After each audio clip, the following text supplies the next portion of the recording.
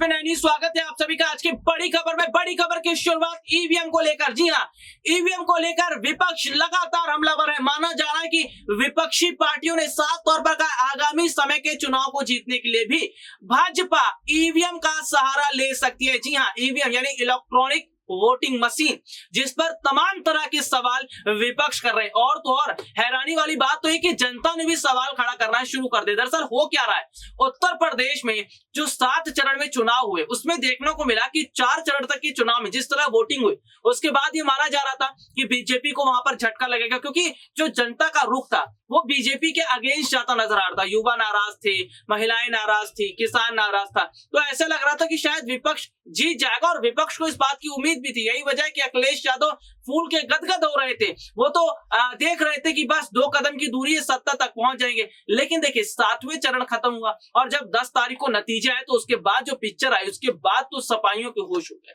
Samajwadi party को समझ नहीं आया कि आखिरकार माहौल कैसे बदल गया। तो विपक्ष कहने लगा कि ईवीएम में गड़बड़ हुई है और समाजवादी पार्टी ने कई ऐसी सरकारी गाड़ियों को पकड़ा था जहां पर ईवीएम को ले जाया जाता। ऐसी सरकारी गाड़ियों को पकड़ा जहां पर छेनी, हथौड़ी, प्लास, इस तरह से चीजें लगती नजर आए। बकायदा सोशल मीडिया पर कई वीडियोस वायरल हुए थे जिसमें ईवीएम कहीं इधर पड़ा था, कहीं इधर पड़ा था, उसमें छेड़छाड़ की खबर सामने आ रही थी। तो ये देखा जा रहा है ईवीएम का मुद्दा वहां से उठना शुरू हुआ है और ये माना जा रहा है, विपक्ष ये कह रहा है कि ईवीएम को अब बंद कर देना चाहिए, बैलेट पेपर से चुनाव करवाया जाना चाहिए। तो बैलेट पेपर से चुनाव करवाया जाएगा, ये तो चुनाव आयोग तय करेगा। लेकिन यहाँ पर यह माना जा रहा है कि विपक्ष इस बात की आशंका लगा रहा है, विपक्ष ये कह रहा है कि जनता इस वक्त बीजेपी से नाराज है, युवा नाराज है, महिलाएं नाराज है और ऐसे में जनता साफ तौर पर विपक्ष को वोट कर रही है। लेकिन वो वोट भाजपा को जा रहा है। क्यों? क्योंकि ईवीएम का खेल हो रहा है, ईवीएम का खेला करने की कोशिश की जा रही है।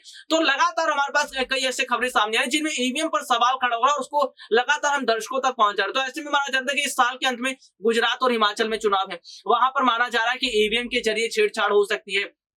वहां पर ईवीएम के जरिए जो है चुनाव जीतने की कोशिश बीजेपी कर सकती है। इसके साथ ही माना जा रहा है कि अगले साल कई राज्यों में चुनाव है, वहां पर ईवीएम को लेकर सवाल खड़े हो। तो ये माना जा रहा है कि कहीं ना कहीं ईवीएम को लेकर जिस तरह के सवाल खड़े हो रहे हैं या ईवीएम को लेकर जिस तरह की बातें कही जा रही है, इस पर बीजेपी का कुछ कहना नहीं है। सत्ता पक्ष पहले कह चुका है कि ईवीएम में कोई धांधली नहीं हुई है, जनता ने भरोसा करके उन्हें वोट दिया है। और इसके साथ ही ये भी माना जा रहा है कि कहीं ना कहीं देखिए जिस तरह की स्थितियों की अगर हम बात करें, चुनाव आयोग ने साफ तौर पर कह दिया, चुनाव आयोग ने कह दिया कि ईवीएम में कोई छेड़छाड़ नहीं हुआ है।